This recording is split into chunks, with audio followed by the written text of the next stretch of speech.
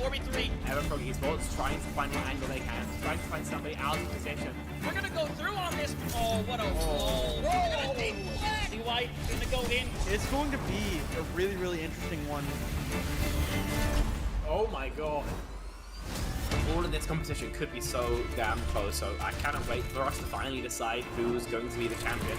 We are expecting some chaos, some great moments. A beast mode has killed 3. Only gonna really need that rampage, so it's gonna clear it out. Santi gonna get themselves a big old 4K. Oh. Santi's getting rid of 3, clearing out the house. That is crazy. Nunji actually kills 3 people. This team feels entirely different on this faster composition. Now Sagafar is hanging around, getting onto the high ground. Post bomb's gonna stick on the Linky. They're not gonna be able to survive it at the end of the day. Blue manages to find a 3K. Rio shoving this Ana into a corner. Woo! One more for the road for Rio. That is all signs go. Melophobia with 3 Melophobia. Start the fight. They'll end the fight. Oh my god. Beagle Bus, they have to play aggressively into this energy. Popping off in a moment where you needed just that. Ruby in that backline. Oh, the flick. Looking for it. Oh my goodness. The 4th one as well. Do they get the 8? They get the 8.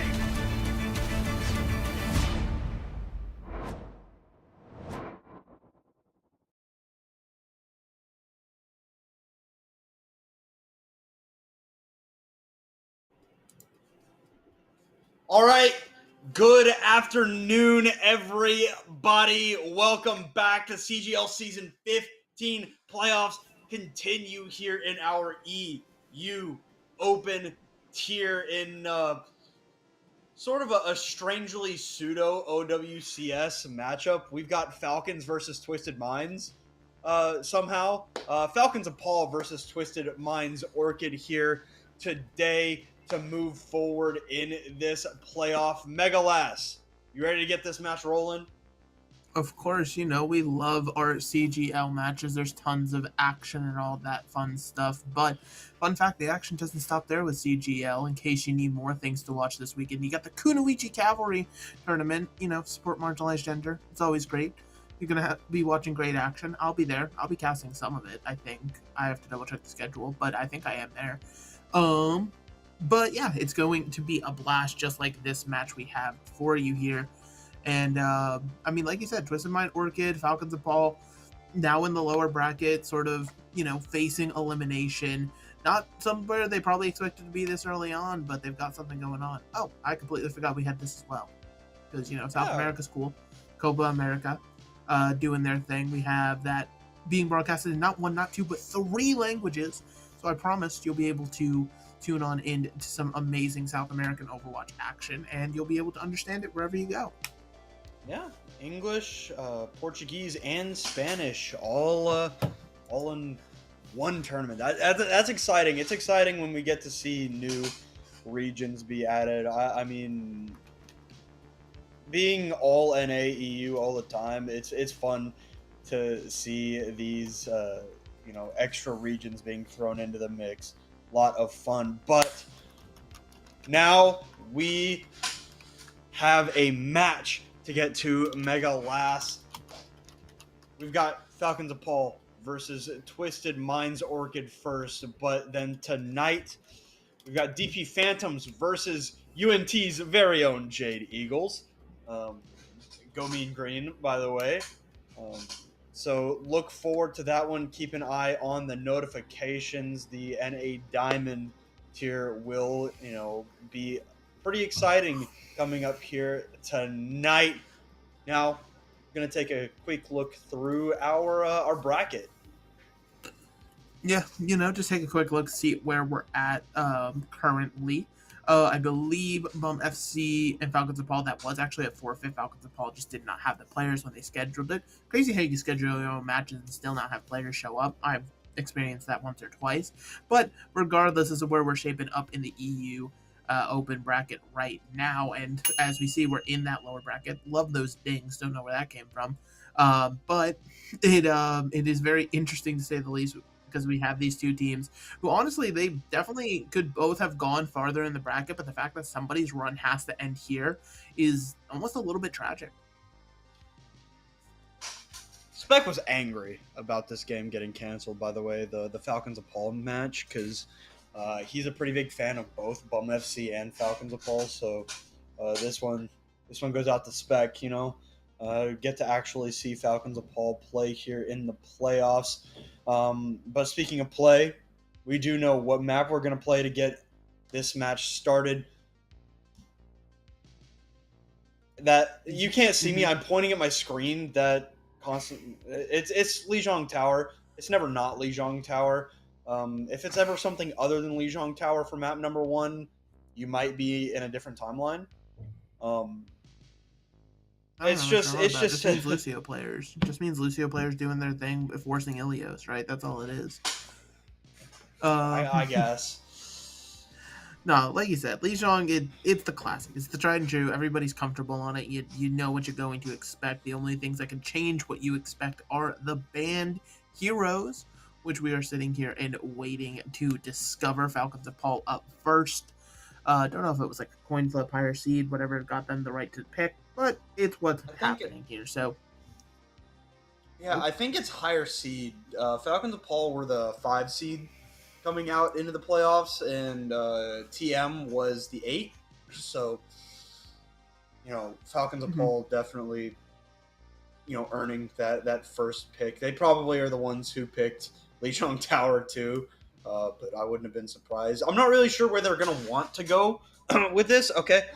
That's actually, you know what? I might as well just start saying that from now on, that teams are just going to ban Pharah on Lijiang Tower.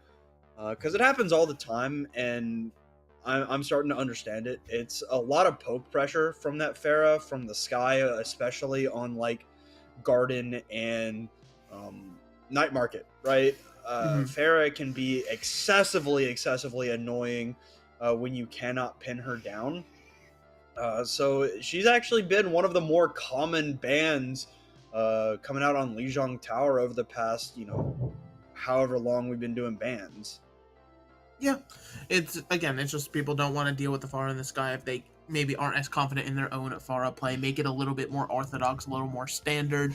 But it does mean that Twisted Minds now can go somewhere else with a ban here. Most likely going to be onto a tank, unless you want to go really far out and kind of ban Juno to just sort of enable something. But nope, the tank will be the call. The Ramatra ban means that for those brawlier maps like Control Center, you're more than likely to see most likely Malga. Some teams have tried to, force some Queen and things of that nature, but overall there are, it limits the brawl options. Ramatra is what a lot of teams have been leaning towards, but now it's going to be forcing a little bit of that pivot. Yep, and now we are going to get a quick look at our lineups here. First up, Falcons of Paul. It is going to be Zombie and YB Ronin, on the DPS role. Fake Nevix on the tank, and Yukino and Leaky in that back line. It's unfortunate that they couldn't play in their first round matchup, but now here, ready to play, ready to keep their playoff hopes going. Exactly, wanting to try to keep everything going for them smoothly here. But on the other side, Twisted Mind Orchid ready to fight this one out.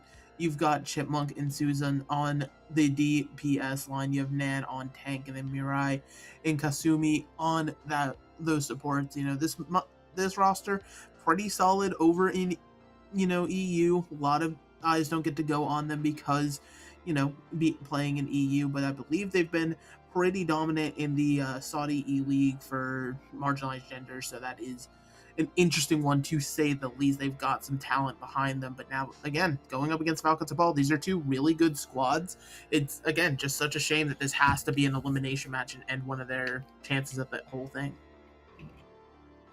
Could not agree more, right? Unfortunately, I don't know, an excessive amount about either of these teams. I was kind of relying on Spectreon for the first time around to help out with Falcons of Paul. I do know that Zombie is disgusting. That guy's really good at hit scan characters. That's kind of where my knowledge of them ends, but we're going to get ready to head in here very, very soon. One thing that I am maybe looking for is, do we see Reinhardt maybe? No. Do we No, see you're not gonna see Reinhardt? Ryan. You're not Do gonna we see see Ryan. do we see some Reinhardt on I Bijan's tower I with Ramattra lost out of money the, on out of this. the I play? technically lost money on this the other day, with a wager, but like I'm not. I will wager it happily again. You're not going to play Reinhardt here, especially after Orisa buffs as well. Like every single other brawl tank puts Reinhardt to shame, which people are gonna argue. Oh, but Reinhardt got a new perk. He can fire strike 3 times. Like I don't care. I don't care. Your fire strikes do not matter when you have, well, technically not Ramattra because Ramatra's banned for this map, but you have Orisa running around being able to spare you. You have Malgo with 2 miniguns. You even have characters like Winston sort of just jumping around. You want to swing your hammer? He just jumps away. Doesn't matter. Bye bye. Yeah, it's just, all in all, as much as people love the silly Ryan hero, unless somebody's pulling out some London Spitfire comps, it's not going to happen. It's not going to work. It's not going to cook. I think and people are going to believe. I think you're misunderstanding the fact that we are in the European region right now. So listen, if anybody's gonna do this, I believe it's them.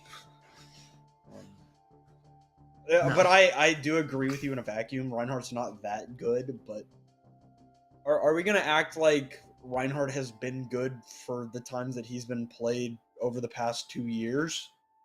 I think Reinhardt was maybe like slightly above average once, and people still force it when they can. Nah, who really knows? Fun fact, I'm just to give some context. Not really sure what the somebody DC'd on one of the teams, but our observer is currently talking trash about us specifically because we're not Spectreon. So that's fun. Just I guess Spectreon's the only person who's allowed to cast EU. Listen, Nevix. Listen, fake Nevix, alright? You missed out on your Spectreon cast because you couldn't get your team together. Damn. You heard it here first. You could have had it. You could have had it, but you couldn't get 5 players.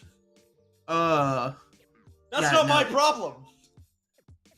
I always think I think that's really funny because I think back to last CGL season, right, Fletch, where I feel like we casted more EU games than Spectreon even. Genuinely. We were on EU every single week. We were just the only ones that would pull up for it, not even Spectreon himself, because he'd be like, oh, I can't be asked. And then he'd just be on some NA DGen schedule. But, yeah, so apparently Spectreon's the only one who's allowed to cast EU, so that means we should just sit here silently, right? We should just, twiddle our thumbs while the match is played, not give any casting. No. So basically, how this is gonna go down is, yeah, we're gonna be quiet. We're gonna be like, big play happens, oh, that was sick, that was cool. Turn it into a mild co-stream, just oh hey, that was interesting. Yeah, big shatter, man. Good stuff. No one's shattering. There's no Reinhardt. There will not be a Reinhardt on your screens. I'm rejecting the premise. I'm rejecting the notion. I didn't ask a question. You can't reject the premise. I reject the concept of Reinhardt. I reject it. If you play Reinhardt, you're wrong. Now, granted, does that mean I'm going to ban Reinhardt in my comp games? No. Those slots are reserved for Mercy, Mercy, and Mercy. But hey, don't forget Lifeweaver. I honestly, I don't even care about Lifeweaver. Going into it, I was oh, I'm going to ban Lifeweaver too. Just banning Mercy every game actually it's experiencing just such levels of joy. It's actually just so unbelievably great. I would not be surprised, actually, because, because the comp rule set bans compared to these bans, it's very interesting, very different, simply because of the amount of characters banned, right? Only 2 characters banned here, but everyone in comp now is experiencing 4 bans. I'd be wondering if maybe we can up it at some point, just to be hey, listen, let's ban more characters. Let's get crazy with it. The unfortunate truth for me is that my character's banned every single game. Wait, what? You don't play Sombra, do you? I play Sombra, yeah. Dude, I'm gonna be so real. People who ban Sombra actually are just potentially low IQ players. I think that's just gonna be my take on that. I agree. She's not that strong, but people are so scared of her. But it genuinely had the 4 worst perks in the game, bar none. You could maybe Well, try to fight with Reinhardt. Hey, Stack Overflow was pretty good. I mean, The 3-second hack was, lockout is very good. Yeah, but now if you hack an Orisa, she just says no, thank you. No, doesn't even matter. Just no hack exists. You know what? While we're waiting here, how about Stadium, guys? I like Stadium. Stadium's fun. Yeah, actually, everybody watching this should go to the CGL question channel and ask Kedrammer specifically when there's going to be a Stadium tournament. He loves that question. It's his favorite. It's not like he cast a MOBA.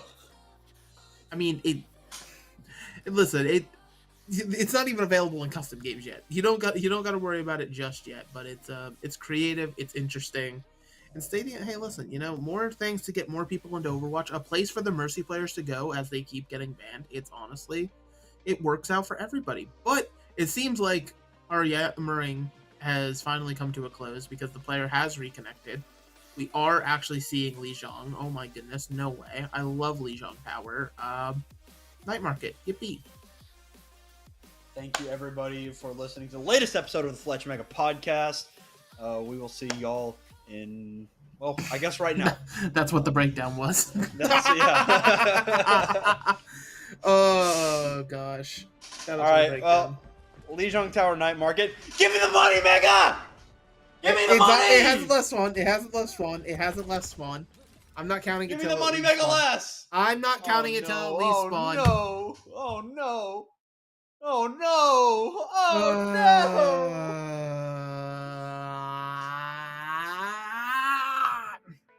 I'm about to dissolve into pixels. I think it's the same exact player. Megalas, I hate to break it to you, you already are pixels. Oh, I can become more pixels. Don't you worry. That's my next pivot. If we're just gonna continue having to, yap while players decide to not have the greatest internet connection in the world. I'm just gonna start playing with things. Hang on. I'm gonna start breaking everything. Dude, so Hippie decided to absolutely hate me and not give me the Telestrator because I would so draw a mustache on Megalas. I would. Oh, that's why you want a Telestrator. I wanted the Telestrator to help with the game, but wait, that's fine. Wait, that's something we can do. Wait, I want that. What the hell? Yo, Hippie, you're holding out on us? Yeah, but Hippie's computer starts to melt down, I guess, or something. Get some water. Pour the water on the computer. Well, welcome back to the Fletch Mega Podcast, everybody. This is episode number 672. Here, Fletch, you ready for me to become more pixels? Let's see it. Oh no. I'm pixelated. She's gotten old and washed out. He got that 72p YouTube video. Hello, it's me. Excellent. Get that pixel art going in Minecraft. The Megalas pixel art. Yeah, Minecraft is so great. I've been on a Minecraft kick recently. My personal server, I should install the Overwatch mod on there. With some of the other mods, I think that'd be funny. Oh, you know what would be fun? I've always wanted to play Minecraft. One of the Pixelmon mods. Oh yeah, no, I've never done it.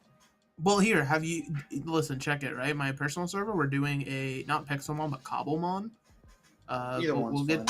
We'll get you in there, like, deadass, I'll send you the IP, we'll get you all set up, it's gonna be great. I just got pinged with something in another server that I cannot repeat. What's going on in Overwatch? What are they talking about in the game right now? I'm assuming they're just. What color is your? Lottie says, "What color is your Liquipedia?" Riveting stuff going on in there right now. Let's see. I actually, speaking of things that teams were saying, I want to go back to the Spectreon thing, purely because the thing I was linked in another server is a Horrocks tweet, and because of Spectreon, like Horrocks is everywhere. I cannot escape him. It's a tragedy. This is a safe space for Spectreon hate now. No, this is not like they're not even sexually on hate. It's just, and it's not even Horrocks hate either. It's just like this man is everywhere, any place I look, I'm just like, I do not need Horrocks in my life like this. Like, please go back to whatever realm you came from, Your Honor. I don't know anything about the guy. Listen, you know, he's a banterous guy from what I've heard. You know, one of the lads, somewhat say. I don't know why I've slipped into an accent, but it's happened. But yeah, you know, don't you love Overwatch, Fletch? Like, aren't we just having... I love Overwatch. I really hope this Ryan it. doesn't leave spawn. Oh, wait, a player has rejoined? Oh my gosh, guys, are we gonna get to play the game? Oh my god, I'm like, actually, I'm vibrating. I'm vibrating with excitement. I'm fucking... No, I don't think the Reinhardt's gonna leave spawn. Yeah, but if it does, okay. To be fair, what the comp for the Rhine side is Rhine, Bastion, Torb, Lifeweaver, Mercy. You don't think that's a good comp? Sahur. You don't think that's like the best composition ever? What? Bastion, Torbjorn, Reinhardt, Lifeweaver, Mercy? Yeah, that's not like OWCS level. I think it's awesome. This is what we're talking about now, by the way. Yeah. This is the comp right here. Now you can actually see it. You can hear it running around the spawn. But will it actually leave is the question. Twisted Minds on the other side, though. You know, they've got the Soj, Tracer. That's always heat. The Junker Queen, that's a very standard... Okay, it switched. Yeah. It's Orisa. I got so scared. It was like the timer was counting down. The Lifeweaver leaves spawn, though. Okay, it finally switched to Juno. They're just running it down with the horse. That's the plan for Falcon Football. Oh my god, Chipmunk just got melted. Alright, finally, playing the video game here, Nan, walking up into the face of this Orisa. I'm backing down into the box, the safety box that is the front part of the point, but Susan, even after all of that internet trouble, gets the first pick here in this fight. Does end up going down, but without Zombie in this fight, there is no way that Falcon the Ball can deal enough damage to get this fight going. Yeah, not enough indeed here. And again, it was just the matter of they were trying to run it down on the double speed. Now you know, going over to that break to try to provide a little bit of stability here, but again, if Falcons Ball, they're gonna have to try to find their angles, find their opportunities. Whereas Twisted Minds, they're more than happy to just simply wait, let the rotations play out, and then just try to run forward with the Junker Queen shout and get a quick hit. Alright, Nan is able to get back around the corner, stay alive. Chipmunk shooting into a Genji deflect there. Unfortunately, doesn't meet any consequences as a result. Still charge up, ready to go, finds a shot, but not the kill. But Zombie does. Chipmunk able to trade that out as Nan continues to hold the ground as best as she can from the front of the point. Very low, gets the shout, gets the healing from Mirai. Just the Orisa on the point as Zombie and Leaky help from the off angle, but there is no way Falcons of Fall are getting away with that. It's already 50% for Twisted Minds. Yeah, I mean, Sojourn for a while now has sort of been the lobby admin, the decider of a lot of things, able to get these cheeky picks, and obviously both Sojourn started out the fight well there, but being able to kill a Brig is just that much more impactful. So now Twisted Minds is just going to go forward with the pulse. Nan has the Rampage should she choose to let that one rip. Still just playing it a little bit aggressively at the front. There is a little bit of a skirmish going on to the far right, but the rest of the team coming off to this side. Overclock from Chipmunk with that perk, making it 150 charge. It's I mean, Twisted Minds is gonna win. Twisted Minds is, look at the percentage, Mega. Twisted Minds is gonna win this round, but it was interesting. Okay, but that entire last sequence of fights was so baffling because there's plenty of percentage when that starts out. Nevix charges forward to try to deter the overclock and ends up isolating himself from the rest of his team. And so then the Orisa is, Orisa has, fortifying stuff, so it sounds cool. Yeah, this right here, like, the Orisa just completely on their own in the middle of nowhere. I want you to, oh, wait, oh. I thought Nan rampaged backwards. No, she just got speared by Nevix. Yeah, very good round from Twisted Minds. Hey, we finally get scoreboards in game. That's awesome. Season 16, 9 years. It took us 9 years for observers to be allowed to see scoreboards, but it's fine. It's all good, just to show you at home in case you're a stats nerd. But similar looks here, kind of keeping the same vibe, except now we've got Ronin on the Tracer here, trying to make a little bit more of an impact and maybe find some pressure on the support. All right, Chipmunk finds a nice little cheeky shot into Zombie there, long range. Still in this off angle. Not going to be in that off angle for too much longer there. Nan just trying to stay up in this fight, especially as YB Ronin starts to lay waste to the players. A three-piece for Ronin there as Twisted Minds are sent packing in the first fight. Yeah, I mean, that's a much better start for Falcons of Paul, right? It's no longer the locker stuffing experience they were experiencing on round 1. Now Twisted Mind Orchid actually has to find a way to approach this point. And again, worrying about Ronin on this Tracer is going to be a key element of that, because that's all Tracer's going to want to do is take these duels. When you have brig packs, it makes it just that much easier for Ronin. Nevix able to get back around the corner, stay alive in this fight. Ronin under duress, doesn't need to use the recall, but knows where Susan is at. The health that goes to Susan. Able to find that pick onto Zombie. The backhand from Susan is great. Does end up going down to that shield bash from Yukino as Ronin has the pulse bomb. Gonna throw it out, not gonna quite find the stick. Going back around the left side as Fake Nevix on the point. Gonna throw down Terra Surge, a lot of damage into Nan. Chipmunk though, able to open the fight up with a pick on to Ronin. Fake Nevix absolutely running it into the faces of Twisted Minds Orchid. There is the spear into Mirai, and this will be another fight going towards Falcons of Paul. Yeah, just so far, very dominant control here. And Falcons of Paul also being smart, not having to like overcommit into some of these fights, right? They still have an orbital ray and getting close to an overclock to work with here, but Twisted Minds is coming into this fight with just about everything. The overclock will get online in just a moment.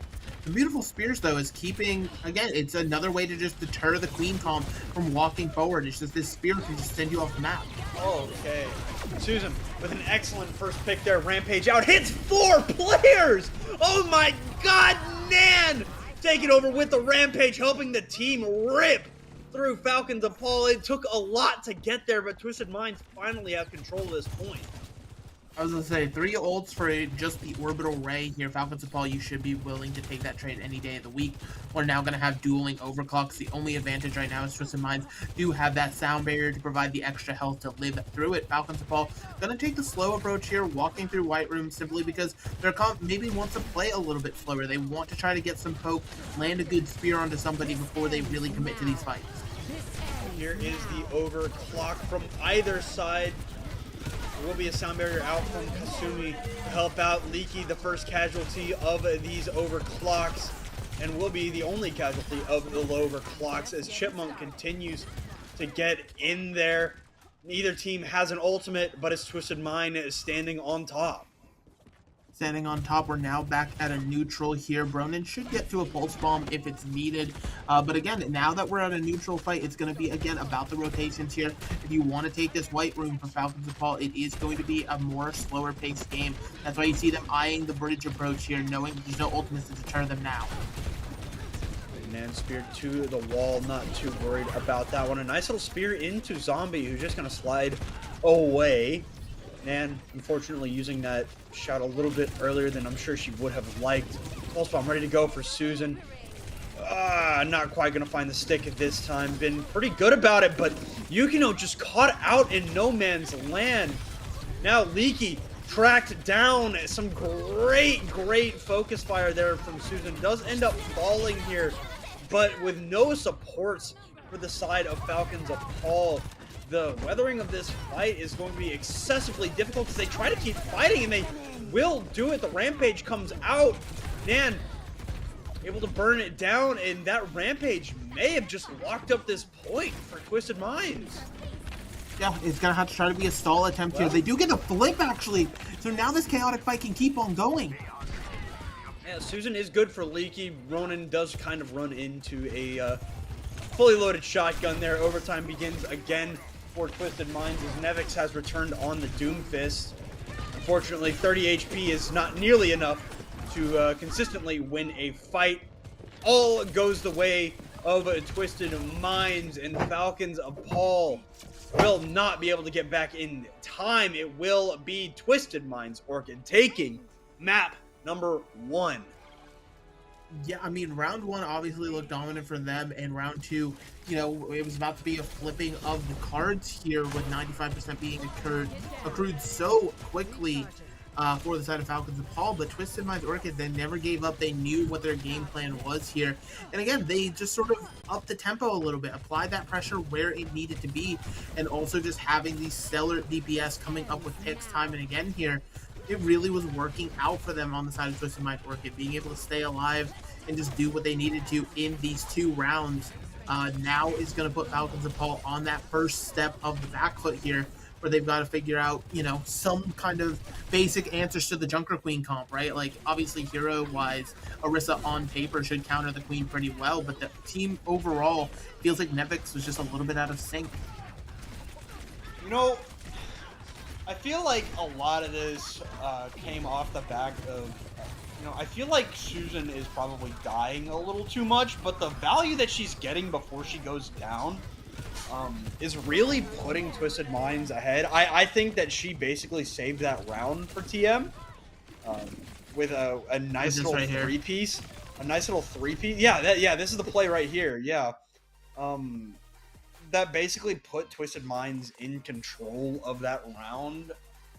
And I mean, let me be clear, she is doing maybe one of the best jobs I've seen from a Tracer taking care of the enemy Sojourn. She is keeping Zombie in check so effectively. Obviously a little bit slower there on that garden map, but she's consistently finding sticks onto Zombie. Obviously missed, I think only missed 1 pulse bomb out of the 3 that she threw at Zombie, which is a very good hit rate for pulse bomb. So the fact that Zombie, who, you know, I talked about before the match, is an excellent hit scan player and had a couple of moments where he popped off during that first map. The fact that he's being kept in check so effectively is making it super, super difficult for Falcons and Paul to find any value walking forward because they're just not getting the picks that they're expecting from Zombie. Yeah, and it's one of those things where Falcons and Paul, this DPS line, like you said, Zombie has been a player that they rely on constantly here. So when, you know, you have a star player like that for the first time feeling under pressure, the rest of the team maybe isn't used to stepping up right away. It's something where you're caught a little bit off guard and something that you have to consider moving forward here. But speaking of moving forward, Falcons and Paul, they did get the choice of map and mode wherever they want to go. And they're European, so there's only one place you can really go. It's King's Row here.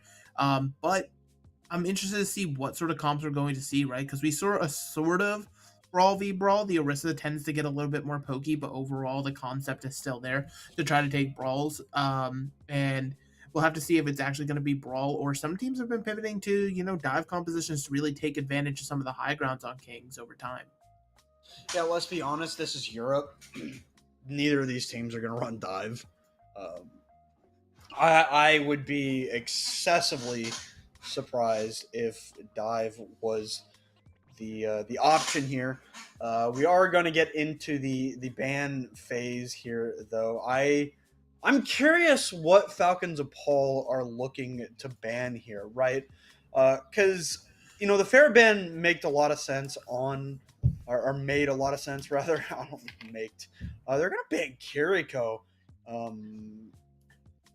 I mean, I guess, yeah.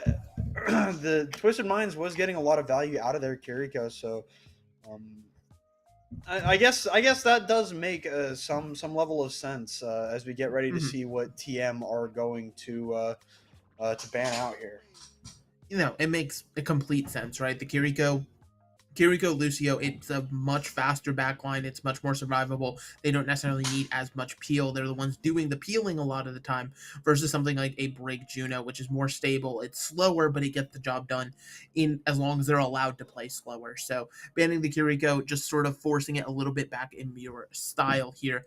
Twisted Minds is going to ban the Cassidy, though. This could be a good shout to potentially some good Pharah play, because obviously, while other hit scans can look to the sky, Cassidy can absolutely eliminate them the quickest in terms of Pharah. But also, this could be another dive sort of counter, right? When you think of Winston Tracer, Cassidy's right there with a flashbang to slow them down.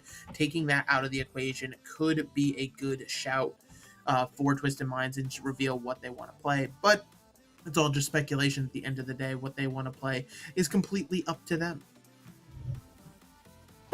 All right. Well, we do know our bands. Kiriko, Cassidy, getting ready to head into Kings Row here very, very soon. Both teams have given their Rs. They're ready to go. No substitutions at this point in time. There are a couple of players in the lobby that could come in. So could be something to look at in the future, but nothing will change here as we get ready to head into London to Kings Row. Yeah, I mean the dive is a good shout, but I just don't know that either of these teams are gonna want to run dive. I think if either of them are gonna be more likely to, it'll be probably Twisted Minds, just because the org as a whole is a little bit more conducive to dive. But the answer is no. The answer is no. They won't run dive. It's a spawn. This is basically bar. This is bar for bar what they ran, with the exception of Mirai not getting to play the Kiriko anymore, so has to play the Ana. And Susan had to play the Tracer because Farah was banned. So, I mean, not you say has to play the Tracer. I mean, Susan was kind of, taking it to someone like Bronin on Tracer is not an easy feat, and Susan was doing it with a little bit of relative ease. Well, sure. I guess that's not really what I mean, but I feel like the Twisted Minds teams generally like Pharah, and without her in play, Susan maybe was having to play the Tracer, even if the Pharah was a little bit more preferable. Still excellent on the Tracer, though. As we get into Kings Row, we'll see what the pick is. Yeah, it's going to be the Pharah. The nice purple gun. I really like those weapon skins. That's the other thing feeling competitive right now. It's just the galactic weapons. All right. Well, Susan coming in here with the poke on the Pharah. Falcons of Paul cannot any longer ban out this character, so Susan is ready to go ham. Now in the backline sees the Yukino is just absolutely caught in the absolute worst position ever. A tank in front of them, a Pharah behind them. Zombie finds the poke as Twisted Mind begins their capture of the point. Kasumi does go down, but I mean, Susan is just finding so much free value right now. Yeah, I mean, Falcons is Paul as well. They're just like scattering, almost like cockroaches here, and that separation is sort of isolating them to where they can get picked off. Like, look at this, the Pharah simply doesn't even care about the Orisa, can simply just go for these isolated supports in the backline. Well, changing that target priority a little bit, Falcons of Paul do actually manage to stop this fight, though. Nan Kasumi down on a beautiful spear from Nevix to put Susan in a bad position, and Falcons of Paul be able to stabilize. Able to stabilize there is massive. You only had to give up one tick and some progress for it. And now you're going to be the first one to a lot of these ultimates here. You have the Pulse Bomb, which can just end something in an instant. You get the quick tick, or you have the Orbital Ray or Terra Surge here, which can shut it down as well. Lots of tools for the defense to use here, and that might just not even be necessary. The zombies going crazy. Yeah, and the attack is down a couple of tools in their damage players. Susan and Chipmunk both dead. Falcons of Paul, they've got so many ults here. I mean, I guess both teams do. Yeah, this will be like the first heavy ult fight of the round here with 1:50 on the clock. And depending on, who invests what, right? It might be one of those things where Twisted Minds Orchid wants to just simply force out as many ults as they can and come in the fight after with what they need here. But that's already the pulse out for Ronin, and now it's going to be an OC. Well, here is the overclock. No Lucio for the sound barrier to stop it. But Zombie just found the better value. Kasumi is going to use the sound barrier late to get active. I don't know if I really agree with that game option, but I mean, I guess Rampage comes out.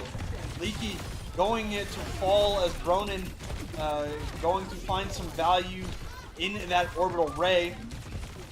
Objective being pressured down. Nan very low, but unfortunately, currently it's just fake Nevik shooting at her. So not much to do there besides try and live. Won't even get to do that. Yeah, and I mean, it's heavy invest from both sides here, but ultimately, Twisted Minds, they finally get the point on locked here. Now they're going to be looking for some stagger kills. They know that Orisa is not there to protect them, so it's just going to be full-scale retreats. Also importantly, though, even though Mirai just went down, she does have that orbital ray online here, so that'll be a good investment because it's the only tool, but Susan? It dashes right into the disruptor shot. That's unfortunate. We'll be okay, though, I'm sure. Yeah, still be okay. And like I was saying, the orbital ray here, the only tool online for either squad here now, should give Twisted Minds a decided advantage in pushing through this choke. You need to place it in the correct spot. So, oh well, Susan is dead again. Here's the orbital ray, and this is what I was about to say before Susan died. Need to place it in a spot where Falcons ball can't just run away from it, and that's exactly what happens. Yeah, and so now kited around corners, and now the fight's going to resume, but Chipmunk gets one. Yeah, nice little rail shot there into Ronin. As Zombie not really finding the targets to build up this rail charge. 50 charge on the go. Fake Nevix falling here, and the rest of Falcons of Paul will be holding their S keys to bail back to C. Yeah, I mean, they're still going to get another fight, or potentially even two here on point B, so nothing to worry about just yet. You're again coming up towards a lot of ultimates for both squads here. It is Falcons of Bahu coming up on a bit more, though. I'm expecting to see this Terra Surge, but again, the biggest thing for Falcons of Bahu is just being in sync and not isolating. Well, here is the OC out from Chipmunk. Finding a lot of damage, but no picks. Nevix getting the healing, has the Terra Surge ready to go. Fortify up. Not too worried about it. Throws a Javelin Hunter charge. Throws it right into Mirai. Half that HP. Gone in a snap. Now the Rampage landing onto Yukino and Fake Nevix. Terra Surge down. Yukino will be able to weather that Rampage as the Terra Surge. Going to help them find it out. Only 60 seconds remaining here, as this is not going to be fun for Nan, as, yeah. It's daggering a Junker Queen. It's a very dangerous game there, especially for Yukino, as you saw. But yeah, I mean, Falcons of Paul able to weather the storm here now with under a minute to defend. They still have a pulse bomb here, but it is all they have to their name now. It was a heavy invest in that last fight, and now Susan is going to be coming in with this Dragon Blade. Yukino's going to have to hit a well-placed whip shot to try to get that blade off of the back line. Otherwise, this could cut open a way for Twisted Minds or get to move into point C. Ronin has that pulse bomb. We've seen that he can be deadly effective with that ultimate. Now, jumping in the backline. There is the whip shot, knocking him back. Susan throwing out the Dragon Blade, gonna be able to cut down the Zombie, gonna be able to cut down Leaky. Two dead there, but Nan is out of this fight. So this is going to be a little bit stressful. Yukino kind of being baited into just fighting Susan on the front side. Ronin goes down, and the touch will come through from Nevix here. Not quite going to be able to find much there. It's in the face of the orbital ray, and will be Twisted Minds once again just barely getting it through now. Only 80 seconds left.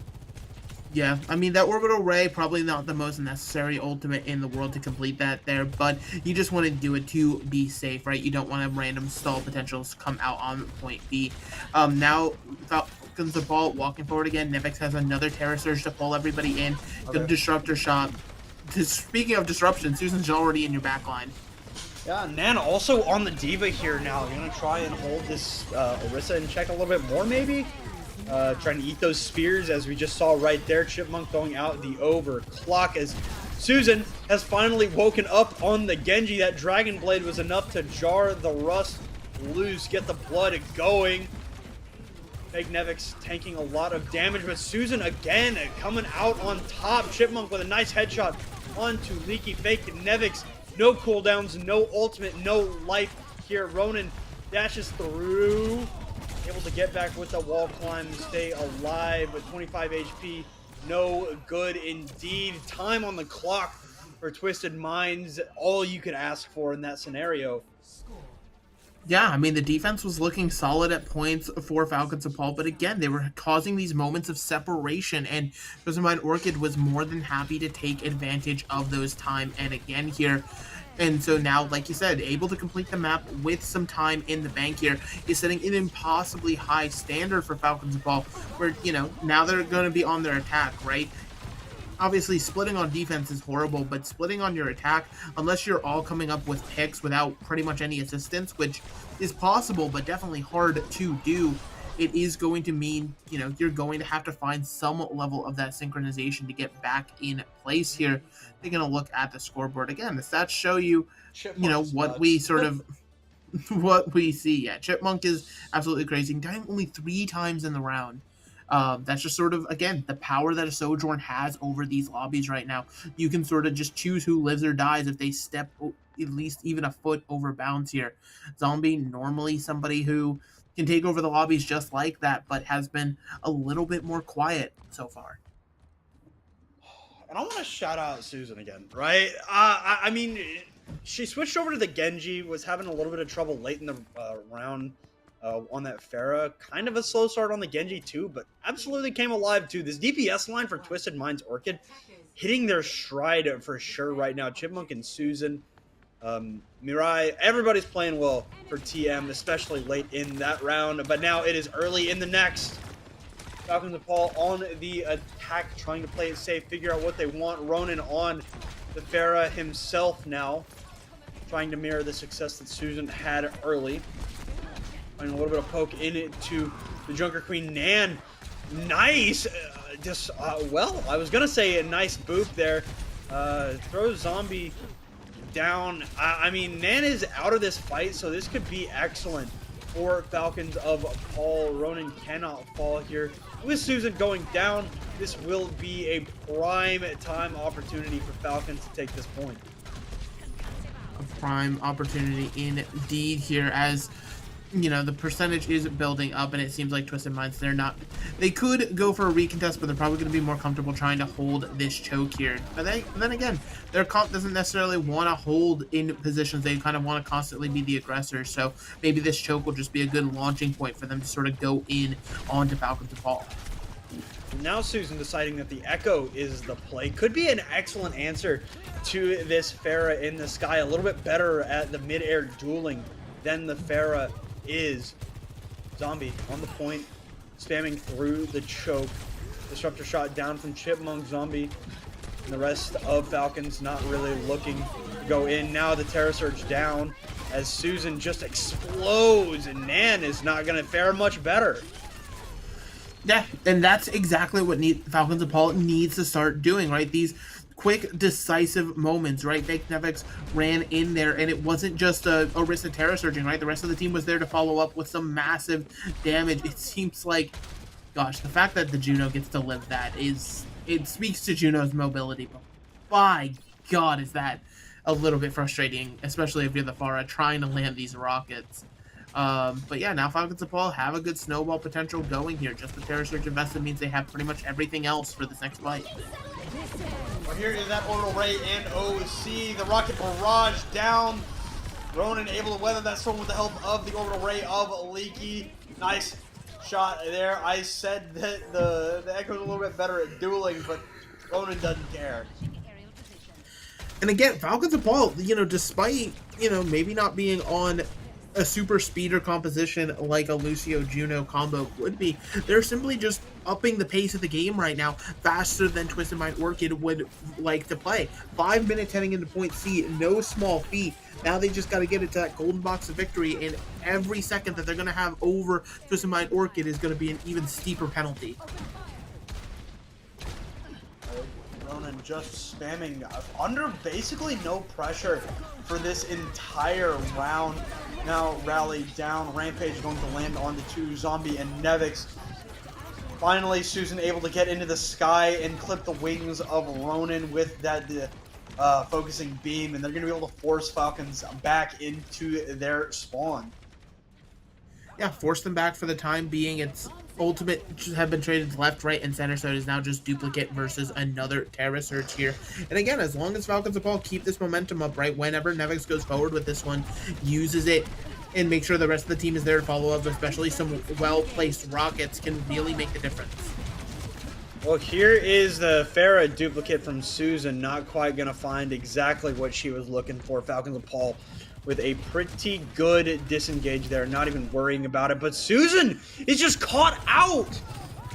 I mean, read like a book in big, bold letters by Ronan there. And now the aggression comes through. No spam from the sky. Susan switches over to Tracer as Nevix and Nan go at it on the Mega Health Pack.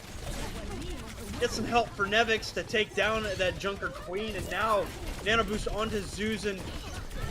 Gonna try and find something, but they're just not doing anything with it. Everything is coming out from Twisted Minds, but nothing is sticking here as Falcons of Paul continue to roll OC from Chipmunk. Need something massive, but the answer just is not there. No, it's not. That barrage should be the thing sealing the fate here, trying to keep the Diva off the cart. The Diva mech is going to fall. And yeah, Falcons of Paul just absolutely crushing this round right now. They simply put their foot on the gas and never let it go. And Twisted Minds Orchid could not come up with any sort of response here. Now finding themselves at almost a 3 full minute deficit on this map. You know, at the very least, they can hang their hats on the fact that they finished with time. So it's not like they're gonna go into this expecting a draw, right? Realistically, that's probably about the best outcome that they can expect. It's going to be exceedingly difficult to outright win down, you know, like you said, 3 minutes to 1. So they have a chance. They've given themselves a chance finishing with time. That 19 seconds going to afford them that much. But now as we look in, I mean, you look at the stats, there's one thing there that kind of stands out to me quite a lot. Susan is getting a lot of these eliminations, right? But she's dying a lot. Twice as much as anybody on the side of Falcons of Paul. Like, she's getting value when she's alive, but it's kind of hard when it feels like you're down a player in just about every fight. So I mean, with Susan playing the Pharah again, you gotta play these corners effectively because that splash damage can help a lot. Can help a lot, but again, Falcons of Paul, they're clearly piloting it just a bit better here. The Widow's shot from Chipmunk is unfortunately not going to net in a kill. Would be a nice start here, but now, yeah, Falcons of Paul, again, they just get to keep playing the same way that they have been. As far as looked absolutely amazing for them. The Diva from Nan could be a little bit annoying, but overall, there's no real reason to switch it up. All right, Chipmunk trying to spam in here from the low ground. Now Nevix, rather, getting active in the back line. Yukino actually is the first casualty. Chipmunk able to slide away. Fake Nevix is dead. Now switching up to this Pharah in the sky is a Nan, and a good melee to clean that up. They've given themselves a win condition here. Yeah, I mean, this is a breath of life that, you know, Twisted Minds Orchid could not have dreamed of here. It's so stunning that I was at a loss for words here. Big Nevix has to switch off of the Orisa now, has to find a way to try to deter this Diva from simply jumping all over the place. It seems like Hazard's going to be the call for the moment, but keeping in mind, this is going to be an overtime the entire rest of the map here, which means Twisted Mind's Orchid, they have to stage their fights around the cart simply because they're going to have a member who's tied to it, you know, regardless of whatever may come. Big notes on the high ground, sees the D.Va, runs away from the D.Va. Now getting back to the point where the D.Va also resides, gets in there with that slash. But Nevix having to use the spike block to stay alive in this fight. The hell getting chunked down so quickly. Nevix, you can see the hesitation right now. Not going to quite find a target with that slash there. The block only can last forever. And Susan! Nano Boost, Rocket Barrage! Finding two players. Nevix goes down as Susan wakes up once more. And what's great, you know, Falcons, they had to make hero swaps and things like that. The only ultimate they're close to right now are these support ultimates, right? And they don't even have them yet. Twisted Mind Orchid, sure, they just invest in Nano Barrage. They still have the rally for sustain. They have a D.Va Bomb to force everybody back. They're going to get Chipmunk potentially up to this overclock as well. Tons of tools right now for Orchid to work with. Falcons and Paul, they're going to have to just try to find something off of this orbital ray if they want to stop this payload. All right, get back in there. Slash again, not going to find much of anything from Nevix. Slept, bash, so much into the face of the hazard there, but it's not going to matter in the end. The bomb comes out, Nan just a little bit too far away from the objective. All things considered, 60 seconds on the clock, that is not a bad round from Twisted Minds. It's not a bad round in the slightest here, but, you know, there is obviously other things that have to be considered and worked with here. Like, obviously, just finding ways to deal with that D.Va on the attack is going to be brutal. If Twisted Mind Orchid is going to try to play this defensive D.Va, it's going to be a little bit easier for Falcons and Paul here, simply because of the nature of D.Va comps, which, again, it's going to involve some rotations, making sure people are in the right spot, but also just looking at how that round went. It really was just sort of, again, which team had the momentum, could keep the gas going in those sort of situations. And right now, it seems like it's just a back and forth ping pong. Whoever's on the attack simply is forcing the momentum of the game, and it's going to be on the defenders to try to be the one to change it. Now, headed into this second round, or second attack for Falcons and Paul. Just 10 seconds under what they would have normally had to begin with. It will be that defensive D.Va out from Nan and Twisted Minds, as some brain rot is going on in chat. It's gonna be a dive. Well, a Winston. I wouldn't really call this comp a dive. It just has a Winston, so we will see if this is gonna work out. As Nevix just kind of tickling the D.Va right now. Nan getting some healing out. Gonna jump onto Chipmunk, who slides away with ease. Now, some good peel from Nan to try and help out, to take care of Nevix. Nevix not quite going to be able to take care of the Brig there. Very, very low did Kasumi get. Now, the tick up for Falcons of Paul. Going to jump in onto this Sojourn. The supports now the ones pressuring, as Nevix very low, able to get out and away. The high ground control has been such a pivotal part of this round, as the point continues to tick up, and Nan is very, very low, has to bail back to the supports. Yeah, but it's just so interesting. Twisted Mind Orchid, like you said, bailing back to the support. There's so many times where it feels like the members were just not going towards their supports, and now it's finally all falling apart here, where Falcons and Paul are going to get to unlock the point. It's just, that was such a confusing defense, because again, they just kept running away from where their Ana was playing, running behind doors or in the opposite direction. You know, you just can't get healing that way. So now with the payload moving here, Falcons and Paul have a good chance to try to get that golden box victory, but they do have the street space to get through. All right, we go 2 minutes, 10 seconds on the clock. Ronin with the Rocket Barrage ready to go, gonna go up and over, sees Susan on the other side of the roof. 96 HP, will live the engagement with Nan there. Will Zombie be so lucky? The answer is yes for now. Able to get that coach gun off, stay in the fight. The Rocket Barrage still in the hands of Ronin. Nano Boost out onto Susan. They're gonna, almost certainly that's gonna be the Rocket Barrage, and Susan and Chipmunk combine it to help out as the Nano Boost actually also went out onto Nevix. I didn't even hear that. And, I mean, that was maybe an overinvestment by Kasumi, but, I mean, the Falcons of Paul will not be able to keep the push going. Oh! It was such a... Okay, that makes it feel a little bit better that you got that stagger pick onto the Pharah. But yeah, I mean, the fact that you had to invest your rally there simply for the Nano Winston when there was no way Falcons of Paul were going to win that fight now gives them a massive ult advantage here when they're within striking distance potentially to where Twisted Minds Orchid, depending on how they take this fight, this could be their final good fight if they don't lose it in the right way.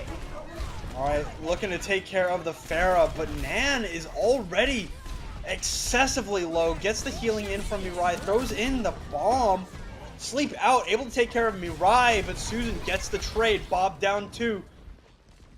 This is getting really, really tight right now. Gonna see the dive out onto the high ground as Nan will try to bail back. They have one more chance at this.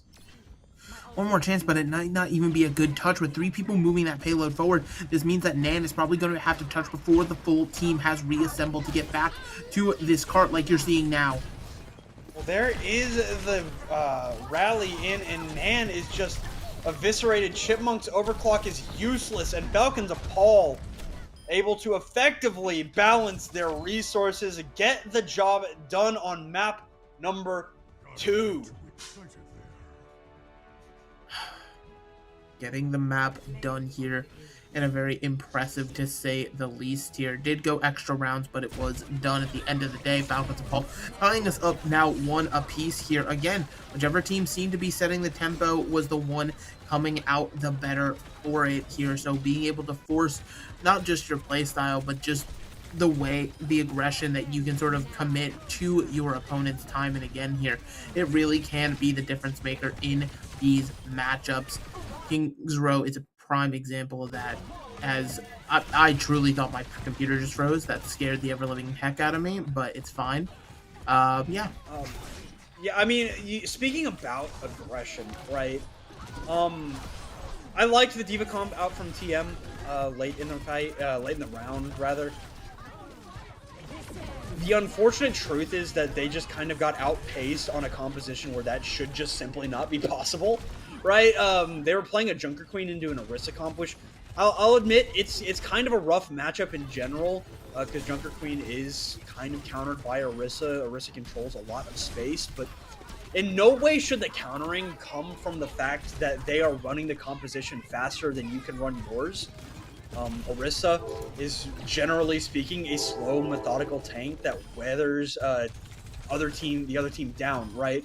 Whereas the way that Fake Nevix and Falcons of Paul were playing it on King's Row, they were taking the aggression, they were taking initiative in fights constantly, time after time.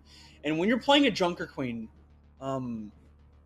it's imperative that you do the same. And for the duration that Nan was on Junker Queen, it never felt like Twisted Minds took the initiative. So now moving forward, as we get ready to head into a break, I mean, you got to look for Twisted Minds to try and take that initiative if they're going to continue to play this Junker Queen comp. yeah, exactly. There's the initiative and things like that are going to be key, but those teams, like you said, they have to decide it. They have to be able to set it for us here. So we are throwing it to a quick break. Don't go anywhere, because this series, it's just getting started. You're not going to want to miss it.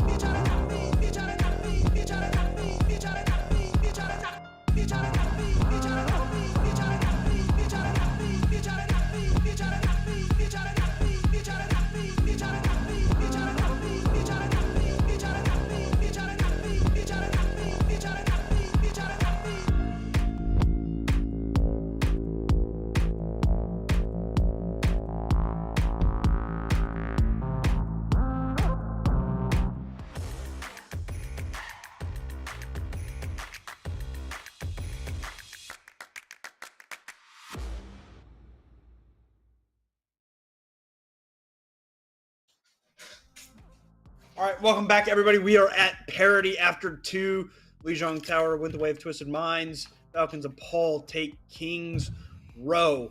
Now, we head into map number 3. These teams had an opportunity to speak to each other, figure out some of the objectives that they want to take care of. And, you know, Mega, we do know what map number 3 is going to be.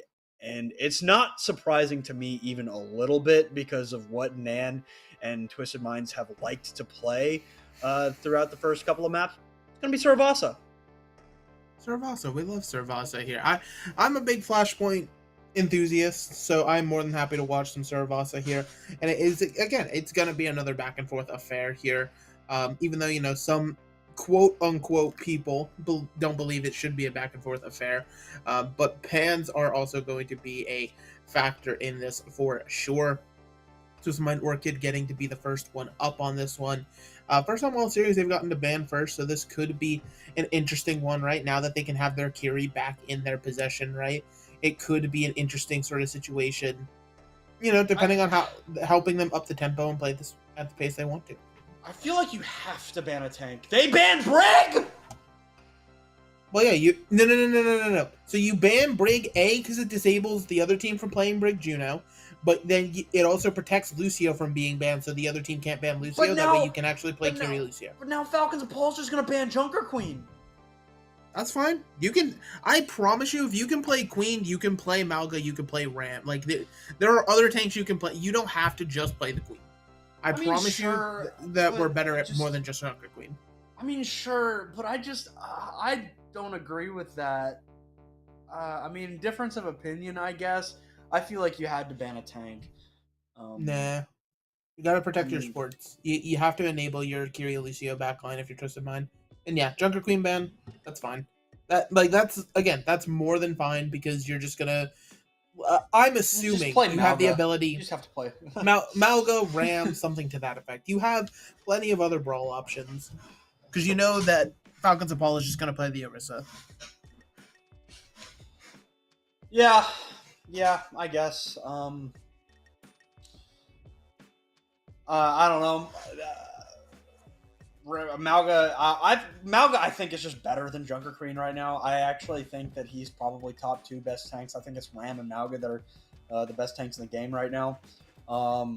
So, like, if Twisted Minds were to go over to Malga, I would not be complaining. I actually think Junker Queen is probably like C tier at best in most cases. But as we get ready to head in. Yeah, I'm interested to see how they adapt. What the picks are going to be. I mean, Saravasa is like a very, very good Junker Queen map, and I think that's why Twisted Minds picked it. Right? It's always kind of been a place where Junker Queen is allowed to kind of do whatever she wants. So Here's now without also, the Junker Queen. Also to keep in mind, right? Because obviously you ban Junker Queen on this map. You can't ban Junker Queen again. Say whatever happens, Twisted Mind loses here. You're potentially you get to pick push as your next mode. Junker Queen's good, and your Junker Queen comp is good on every single push map, every single one. You can just absolutely run that down. Like Coliseo would probably be the hardest of them, but like, so basically, it's one of those things where banning it here sucks, sure, but you have it in the back pocket for map number 4 if you need, and it can no longer be banned. So at the end of the day, I think this is a good shout. Yeah. I think they'll be okay. I mean, if they can play Mauga to some degree of success, because the unfortunate truth is right now, I think like a B tier Mauga is better than, or as good as like an S tier, high A tier Junker Queen. So I think if Mauga can be played to any sort of level of success, they're gonna be fine. Yeah, I especially like the Mauga into the Orisa. Mauga kind of ignores.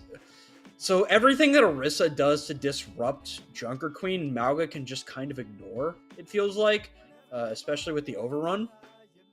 Just ignoring all crowd control. The spear kind of just bounces off him, so that genuinely that's what I want to see now that they cannot play the Junker Queen, is the Mauga. Yeah, I mean, granted, I would not be surprised if they came out on any other of the brawl options, but also, you know, at the end of the day, it's what these teams are comfortable on. It's also just the nature of Sarabasso, where now this is a game mode where both teams are going to play fast, right? You kind of have to play fast. It's sort of just the rules of Flashpoint. You know, you want to constantly be getting in, because, you know, that speed can be the difference between 2 or 3 defensive fights or attacking fights on each point, simply because of how fast they can tick up. So making sure that, as well as your point control, is on point will be massive here. Falcons and Paul, stop trolling. You're not playing Mercy. That's not happening. They are going to play with the Winston comp, though, here, and I think Twisted Minds Orchid has a good read on this, coming out with pretty much a mirror comp. It's just the Hazard instead should be putting this Winston under tons and tons of pressure. Yep. Here we go, Sravasa map number 3 to break the tie. Nevix looking for the opportunity, just posturing, waiting to see what Twisted Minds are going to do. Not much happening at the moment. There may be a bit of a flank coming through from Susan at some point in the near future.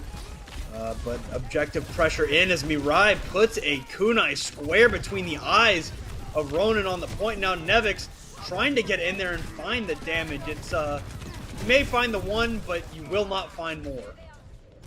Yeah, but again, that point control, right? Even though Twisted Minds Orchid won this fight decisively, giving up point control there to make sure that they did it, and they still haven't gone and flipped it over because they're still trying to take care of Leaky. So now Falcons and Ball can keep throwing bodies at this if they want to. Okay, well, yeah, Ronan is back in the fight, has the recall ready to go, 37 HP, and does cut down Ronan. So the dive is not going to be as effective as they would like right now for Falcons. Yeah, and it's again, diving is pretty much going to have to be done primarily onto the Sojourn here. Trying to just have Ronan and Nevix sync up, just try to find where Chipmunk is playing and try to close that distance onto that Sojourn after the slide has been used is the key here. But look at just how this is being positioned for Twisted Mind Orchid. They're just simply playing everywhere. You can't jump onto one target. You're right. Forced to use the cleanse rather than the swift step there. That is unfortunate as Nan can't look 2 ways at once. Just being peppered by Nevix in the back and Ronan in the front. It'll put Twisted Minds out of control at this point. Out of control, but it is a 4v4 with no tanks here. Nan technically should get back first, so it seems like they're wanting to come in. Well, here is the sound barrier from either side. The pulse bomb not going to land there for Ronan, but Leaky, with the help of their Kitsune Rush, helps to take down Chipmunk. Now Nan and Nevix are both back, but Kasumi is dead. Susan missing out on her pulse bomb as well. And that won't just be the fight, but probably just the point as a whole. Yeah, going to Falcons and Paul here. Investments from both teams again, it was an interesting 4v4 situation where your tanks weren't present, but they figured that they could get it done. And we're now in a very mirrored situation still, right? Both teams have overclock. You're going to have the Primal Rage versus the Downpour from Hazard here. Downpour, again, it's going to be very tricky to try to land it onto any one member. So much escape, so much survivability. But if you're able to trap anybody out, then it should be a surefire way to get a free kill. Overclock from Chipmunk. Nan gets active. forcing the players of Falcons a pull backward. Chipmunk finding that pick onto Leaky, but Zombie with a nice shot on to Susan there. Nan feeding that railgun charge very, very well. And the spike guard able to finish off the kill. Unfortunately, Zombie not quite able to find that pick. Mirai does go down, but TM will get the flip here on Garden. Yeah, they get the first cap here. The Kiriko should be able to position somebody to get a teleport back here. Zombie interestingly held on to that overclock, but it is now that versus the downpour from Hazard here. So it'll be interesting to see how Orchid wants to play this, seeing as they're having to play back and wait for that Kiriko. And we're gonna tear it down here. Where did the ultimate go, Mega? It went somewhere, but Chipmunk actually gets a pick on the Bronin here. Now, once this overclock is done, Falcons of Paul, short a member, are gonna have to try to fight this. Yeah, and now Zombie no slide gets the cleanse, so is healthy and able to get rid of Nan as well. Fake Nevix goes down, so one more time, a bit of a callback to the first point. A 4v4, no tanks in this one here. Twisted Minds does take the objective back. Susan is quite low as Zombie tries to get active back on the point. Twisted Minds crosses 50%. Kitsune rushes down, literally bar for bar what was happening. Oh my god, Susan absolutely beating the hell out of Ronin there. One clip was disgusting. Sound barrier down. Uriah falls. Pulse bomb will not connect, unfortunately. Now 75% here for Twisted Minds. Nan pretty low. Does not have a whole lot in the way of healing here. Twisted Minds will pass 90%. And Fake Nevix will go down again. There's going to be a flip here again. And Ronin going to try and take care of this Lucio. Susan does end up getting shot in the back. So now finally, Twisted Minds will have to give up as badly as they don't want to. Yeah, I mean, again, these back and forth fights, everybody trying to commit, even down members, they have this faith in them, but it's unfortunately just not enough to try to win off of that. Falcons of Ball have both DPS ults, where it's just the overclock from Chipmunk here, and obviously being the defensive overclock is always better. So now it should be a good position for Zombie to just start firing off some shots and make this tank incredibly low. Kasumi can't live, and neither can Chipmunk, not even getting a chance to press the Q button. Overtime begins as Twisted Minds does get the flip back. Primal Rage from Nevix comes down. Gonna try and find Nan, and Mirai will be able to get away with that double swift step, I guess.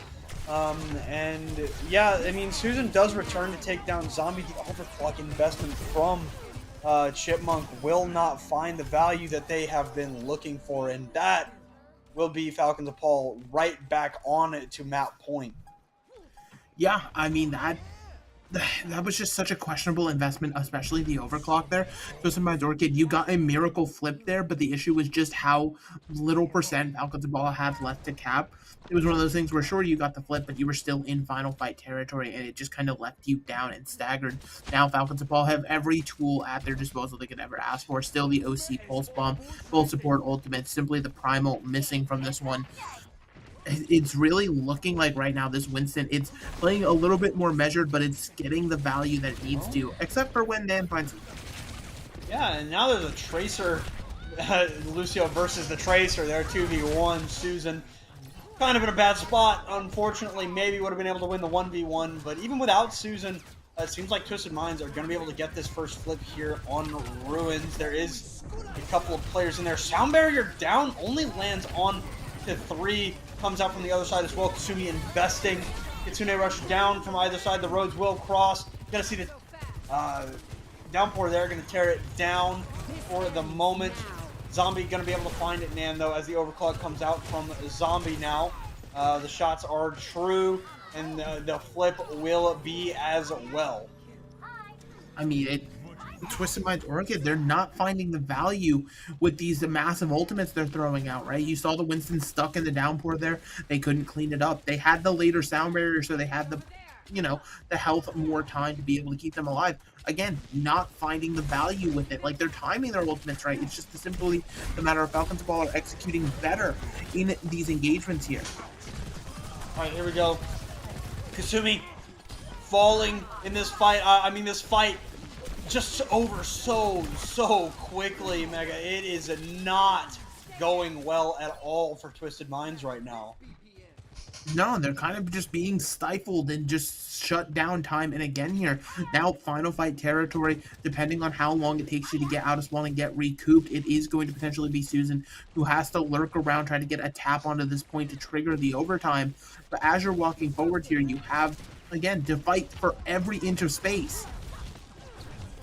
All right, well, that is an excellent first pick there on to Yukino. And now the active players are there to get the picks, get the kills, get the flip. They're going to be able to stay alive here on Surabasa. The best thing right there is that there was no investment for Twisted Mind Orchid, right? They simply were able to flip that off of just raw mechanical skill. So now they are going to have this pulse bomb. They're going to be able to build up to the OC in the fight here. But again, they need to give space for Chipmunk to work here. Chipmunk has definitely been feeling the pressure of these dives so far and making it incredibly difficult for this Sojourn to do what we know she's capable of. Right, running with the pulse bomb as well. The only, oh my god, absolutely decapitated by Chipmunk now. No pressure in the backline, gonna pop the Primal Rage is Nevix here. The juggle's not peak right now. Now Sound Barrier Zombie falls to the pulse bomb of Susan, finally hitting that stride that she was hitting on map number 1. Yukino with an excellent pick there on Susan. Just absolutely jumped. But Ronin! Oh my god! Ronin just saved the game for Falcons. A ball does go down, but the murder is there. Ronin gets the 2-piece. Right, cleaned up, and Falcons of Paul will weather Suravasa. Not just weather, they thrive in it, right? That Winston composition absolutely putting on a performance there, being able to shut down pretty much anything, right? Like, a lot of the fights ended up getting chaotic and hectic, but it felt like Falcons of Paul were just sort of able to muscle their way through in a lot of situations, even when they were down numbers or it was maybe a chaotic fight. They just simply were coming up clutch with the picks, this DPS line, doing what we know them to do best, which is just get kill after kill when the team needs it most here. Twisted Mind Orchid now find themselves with their back against the wall, one map separating them from elimination here. They cannot give any more ground, but honestly, it seems like Falcons of Paul is just starting to figure them out. I think the unfortunate trait there is that Twisted Minds just really do prefer the Junker Queen composition, right? You know, it looked decent at times with Nan on the Hazard, but it was pretty obvious to me that Nan was very, very uncomfortable playing not the Junker Queen. So now, I mean, you said it before the map started, right? Mm-hmm. Junker Queen is available for the rest of the series. That's a good thing in the pocket for Twisted Minds, because now they can go to push. Junker Queen's good on push. This is just a map that you're gonna have to put behind you, because Falcons of Paul were playing a composition that really I didn't even expect them to roll out on. I did not expect a full dive out of Falcons of Paul. And yeah, they just kind of pulled the rug out from everybody with that comp, I think. So now, you know, you're kind of expecting it for Twisted Minds moving forward. You have the Junker Queen available moving forward. You have the map pick moving forward. You have a lot of resources. You have a lot of opportunities to take for Twisted Minds Orchid to stay alive in this series. Yeah, I mean, that's, you know, could not have said it better myself here. Wherever we end up at, I'm assuming we're going to push, because this is, again, where it's going to favor Twisted Mind Orchid the best here. Wherever we go, Twisted Mind Orchid is also going to have the ability to ban first. I think it's going to be crucial to ban any support purely to protect Lucio, right? Because Lucio is still an option to be banned, and Falcons of Paul will gladly throw that ban Lucio's way, because they want to play the Brig Juno a lot of the time. Like, they obviously are no slouches on Lucio themselves, but that's sort of the last way that they can inhibit the composition of this Junker Queen, right? And so being able to protect Lucio, at least for push, give yourself that massive advantage, play what you're comfortable on, it might be enough to eke out that, you know, interesting little map win there, but then obviously you still have map 5 looming, which is going to be Escort, which is also going to be out of your control. It's going to be, again, just a bit of an uphill battle that you found yourself in, but it's just unfortunately where you're at right now for Orchid. Yeah, and you know what's scary about map number 5, which would be Escort? Even if Twisted Minds win this map, Watchpoint Gibraltar's in the map pool. So That's terrifying. That's a little bit scary, but we do know where we're going. It's going to be Esperanza here for map number 4. We've kind of beaten it to death already. Junker Queen available again for Nan to play. You're gonna want to protect that Lucio. I agree. Lucio, I think that lacking a Lucio for most of King's Row for Twisted Minds kind of costed them, because that was kind of the reason that they were a little bit slower. They were playing the Juno at times, but without a Lucio, it's just really, really difficult to consistently get Junker Queen going, because she has that commanding shout with that extra speed boost and the overhealth. But that doesn't last forever, right? And it's on a decently long cooldown. I can't remember, 14, 15, 16 seconds, something like that. So Lucio provides so much to the Junker Queen that she can only provide to herself in short bursts. And Juno as well, for that matter. That will be long.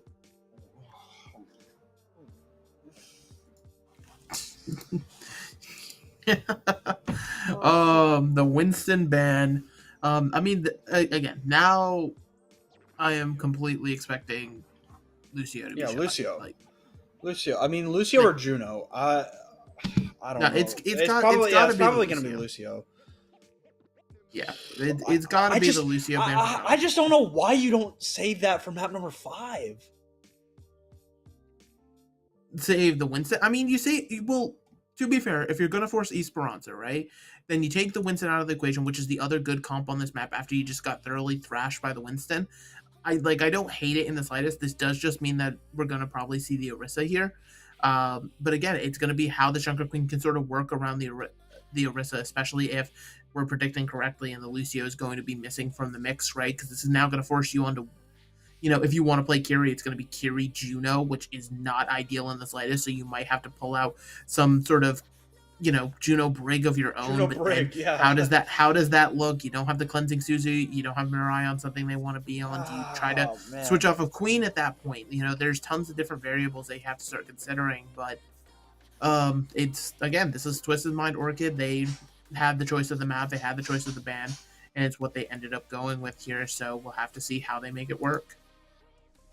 I mean, the horrifying fact is that even if Twisted Minds does win this map, Watchpoint Gibraltar is 99% the map that's going to come up for map number 5, and they can't ban Winston. That's just a scary, scary thing. I think that they're going to be a lot weaker without Lucio. This is going to be interesting. I won't say difficult, right? It's going to be interesting because it's gonna prove to us just how flexible Twisted Minds really is, right? Because I genuinely think that Lucio is almost a necessity when it comes to playing the Junker Queen compositions in most scenarios. I think Juno Brig is okay. I don't prefer it. I would rather have the Kiri Lucio, Juno Lucio, something like that. But that's not in the cards right now, right? So Twisted Minds has really got to prove right here, right now, that they deserve to be here, right? Because at this point, they're backed into a corner. And they need to throw everything that they can into this map if they want to even have a chance at winning this series and staying in this bracket. Yeah, I mean, could not have said it better myself. It's just that's just the difference maker right now, is having to, stay alive in the bracket here for these teams. It's sort of what they're after. It's what you're always after, just trying to be able to stay alive and do as you please here.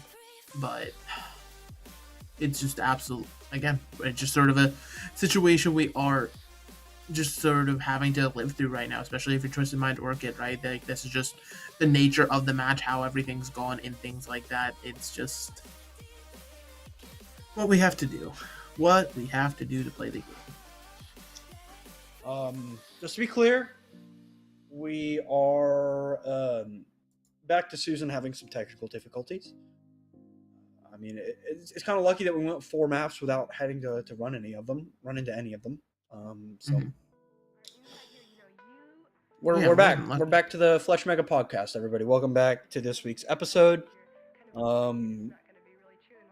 Today, I got nothing. I got nothing. Go ahead. I got nothing. We're so deep into this series now. That's really all I can think about, and unfortunately, all I can think about are the things that I've already said. So,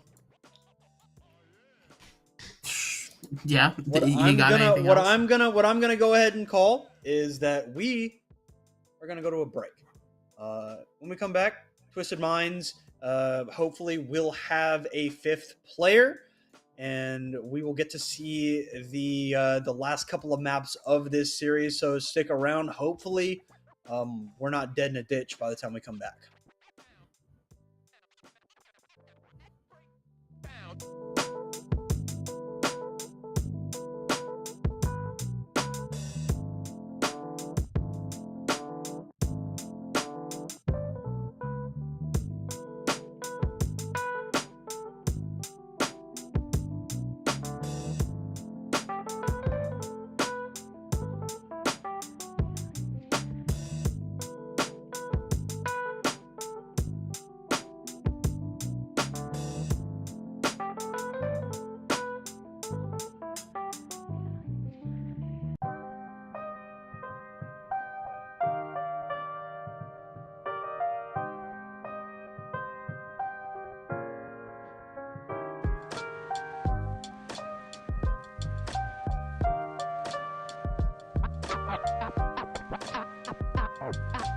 I'm not crazy, Malin. I'm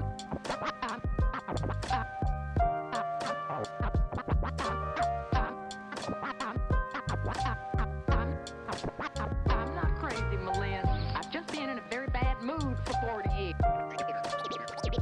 40 years.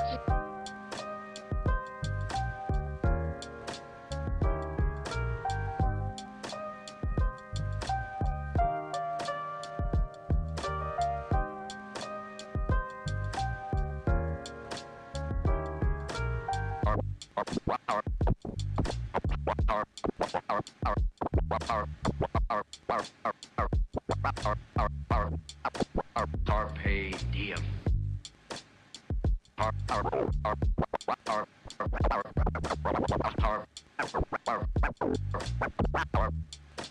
Carpe diem.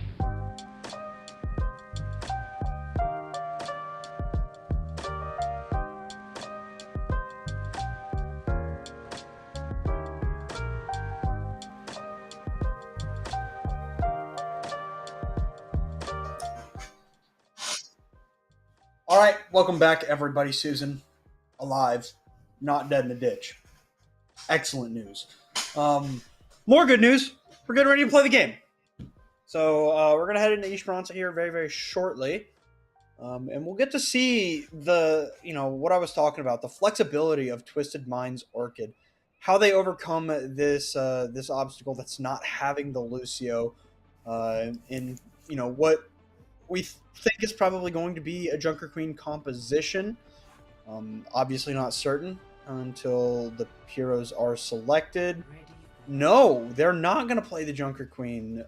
Obviously, take this with a grain of salt. They're still in spawn. But it's looking to be Hazard versus Mauga. The Hazard for Big Net for Ned wasn't Big Net is a different player. Different player. Different player, my brain. But yeah, I mean it looked okay, but I feel like even the Diva looked better here. So if you're gonna force yourself off of, Queen, potentially even, but again, you don't really need the Diva because there's not gonna be a Winston on the other side. So they're just having to see how this hazard look ends up going for Falcons and Paul here. But with the far end play as well, there's going to be a lot of spam damage that they have to try to live through. And that will be up to Chipmunk to take care of. Susan under some duress. Oh, a nice direct shot there onto that Tracer. Backing around far corner, going through the arches. Nevix looking for some fire here. Going to ignite Nan for the moment. Gonna find the overrun, and Nevix going to not quite find the crit stomp as the cardiac overdrive helps for a little bit, but in the end, it will not be enough. Zombie forces the recall out, but Chipmunk with a nice couple of shots late. It will be Twisted Minds Orchid winning out on the first fight. Yeah, first fight, now they just simply push. They're going to get up to the 16-meter mark here. Brunnen off of the far, now over to the Genji, trying to do some creative things here, to say the least. But yeah, I mean, this is just going to be more of trying to follow up with Nevix wherever the Malga goes. The Genji should be quick with a dash to follow and try to get some good shurikens in to secure these kills. All right, back up in here. Nan tries to get active, gonna get stomped down, knocked down. Spike guard up for the hazard. Deadeye, Pulse Bomb. Pulse Bomb does not find a target. Deadeye will, actually. I was going to say probably won't either, but actually able to deal with the... Oh, okay, well, okay. Interesting interaction there as Nevix takes the bot for a walk. But it's a 3 versus 2, and that Juno is really quite far away from the Malga. Yeah, having to run back here because, again, Nevix decided to try to do a little bit of some cheeky movement with the bot here, but now it's going to be focusing down this Tracer here. And the cage fight being potential here, so even though Twisted Mind Orchid technically won this fight, with the respawns finally being here, Falcons Paul are just ready to fight it again.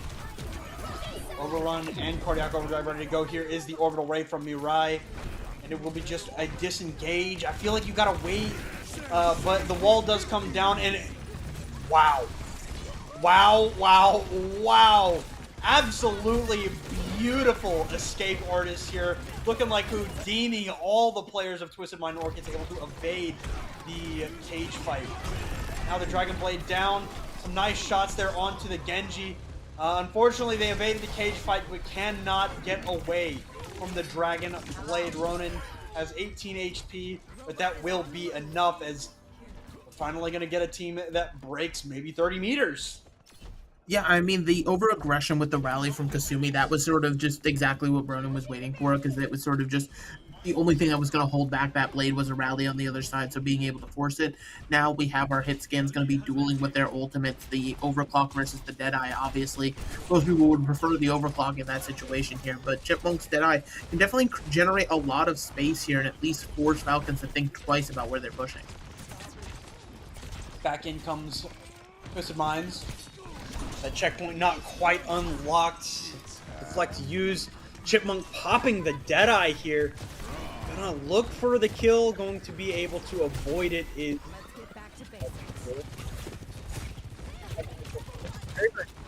That checkpoint though, being pressured by the Malga.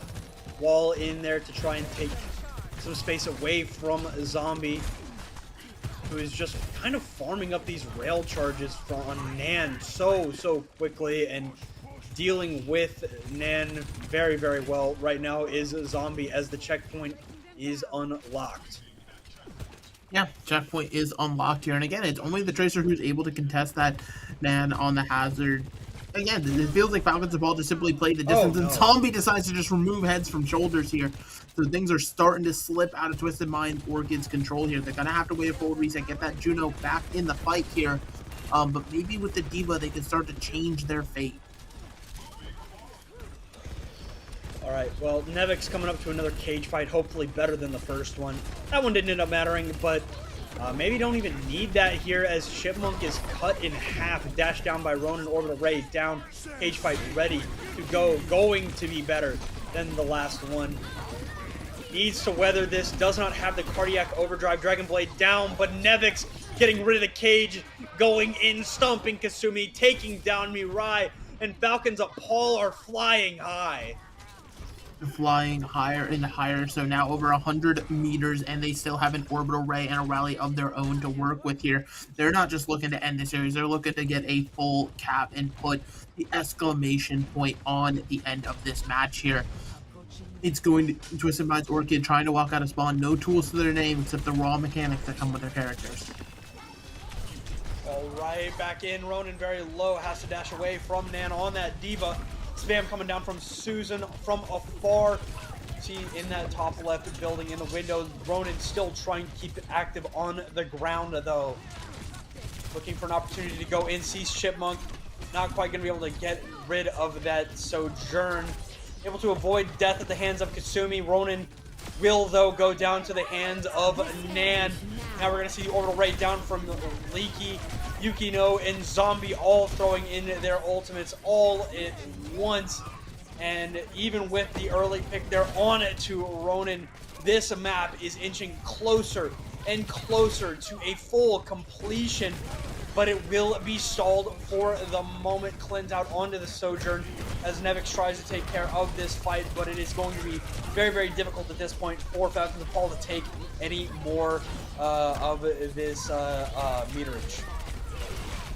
Yeah, but I mean, look at it. Like, Twisted Mind Orchid is having to pop ultimates in their own spawn just to try to finally break the spawn hole. We were fighting there for over 2 minutes, and now they have to try to claw back over 100 meters to try to retake this lead with only 3 minutes to work with. I mean, talk about being up against it right now. Another cage fight from Nevix. It should be able to trap up tons of these members unless they can pull another disappearing act, like you said before. Easier said than done on that one. Alright, forward spawns finally denied. Very good for Twisted Minds because that happened before the fight started. Now the cage fight comes down. It's only Nan caught in it. It will be broken down by the remaining players outside of Twisted Minds. Kitsune Rush called in by Mirai. This is a good start for Twisted Minds. Get rid of the cage fight. Throw down the ultimate. Get a pick. Zombie dead. Nevix trying to take care of the front line. Gonna find a stomp, but a beautiful cleanse from Mirai. This Dragon Blade all but useless. Going to find some damage. Okay, maybe not useless. Getting rid of Kasumi. I thought that they would not be able to catch up, but they were happy to prove me wrong. And it's just Susan left, and Twisted Minds lose the control of the bot there. They really needed that. Yeah, I mean, every second is starting to matter here, but it feels like it's starting to pile up. Now over to the Junker Queen. Again, it feels like Twisted Minds, they're just trying to throw darts at a board and find what sticks. Now Susan switching back, potentially over here onto the Genji. They have a rally to work with, a rally into Orbital Ray when the bot, again, is back in your spawn. I feel like we've been here before. Alright. Overrun out from taking Nevix to get out of the fight, man. The barrage there, but unfortunately the overrun from Nevix is just disgusting. Helped out by the orbital ray. This map is over, Mega. There's just no chance that these players for Twisted Minds can get there. Well, you know what? I say that I did not expect Susan to get back out so quickly. Zombie popping the overclock. Okay, now the map is over.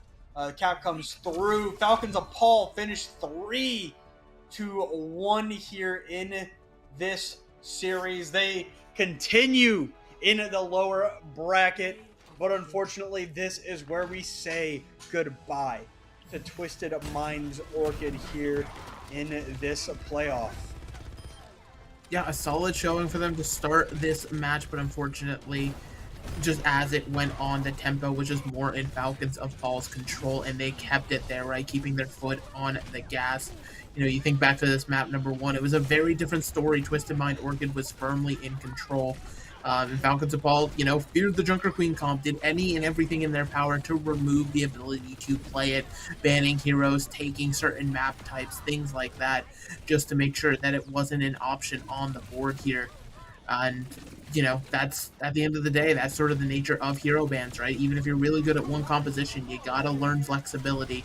It's gotta be the name of the game here. Falcons of Paul, you know, they proved that they were comfortable throughout the bans, throughout the maps, whatever needed to be done, they were getting it done at the end of the day. You know what? Let me just say these maps felt like they were a year and a half ago.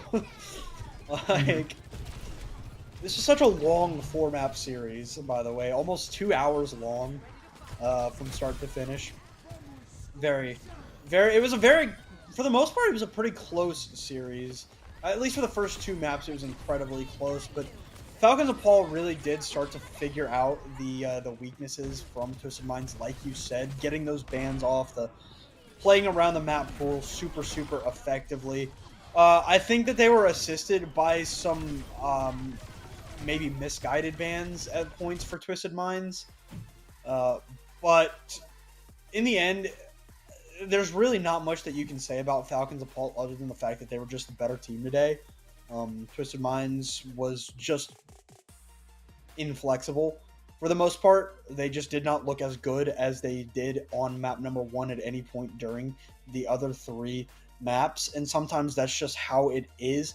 And as you said with the map bans, flexibility has got to be your number 1 priority, because your opponent, most of these teams are going to be, especially in the open tier, they're going to be so effective at playing around the board state, right?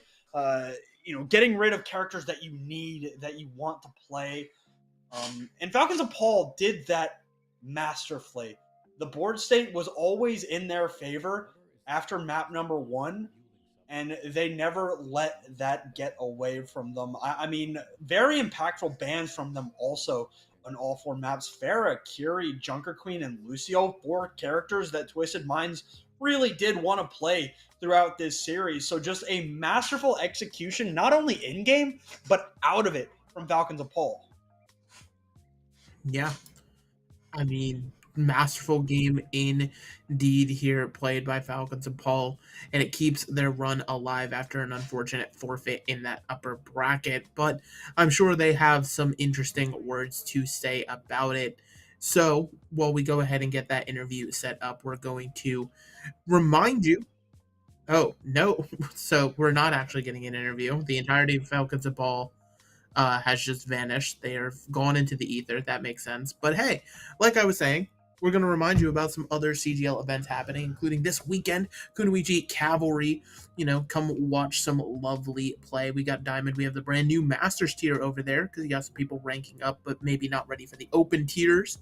So, you got those lovely plays. Signups, they're not open now. That's a lie. Fun fact. Those closed yesterday. But hey, wait, today's Friday.